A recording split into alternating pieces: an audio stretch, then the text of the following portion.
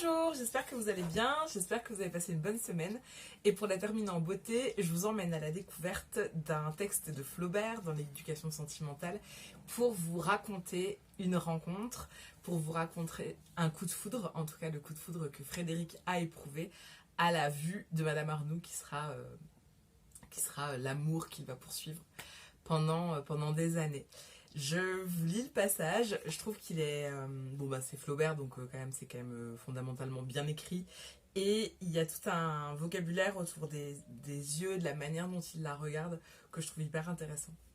Je vous le lis. Ce fut comme une apparition.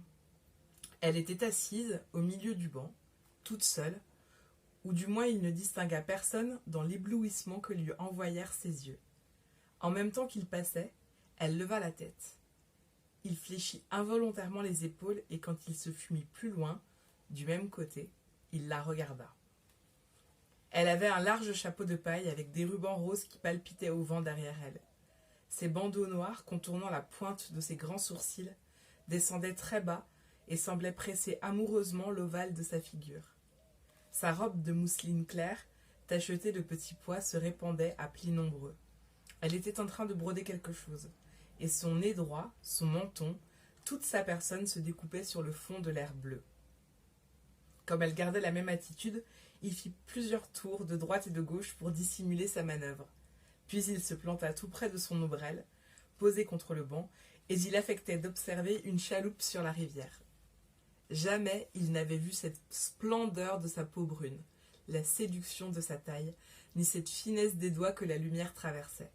Il considérait son panier à ouvrage avec ébahissement, comme une chose extraordinaire. Quels étaient son nom, sa demeure, sa vie, son passé? Il souhaitait connaître les meubles de sa chambre, toutes les robes qu'elle avait portées, les gens qu'elle fréquentait. Et le désir de la possession physique même disparaissait sous une envie plus profonde, dans une curiosité douloureuse qui n'avait pas de limite. C'est pas ça, quand on a un coup de foudre, quand on tombe amoureux, de se dire qu'on aimerait tout connaître de cette personne, qu'on aimerait toucher toutes ses robes, qu'on aimerait connaître les meubles de sa chambre.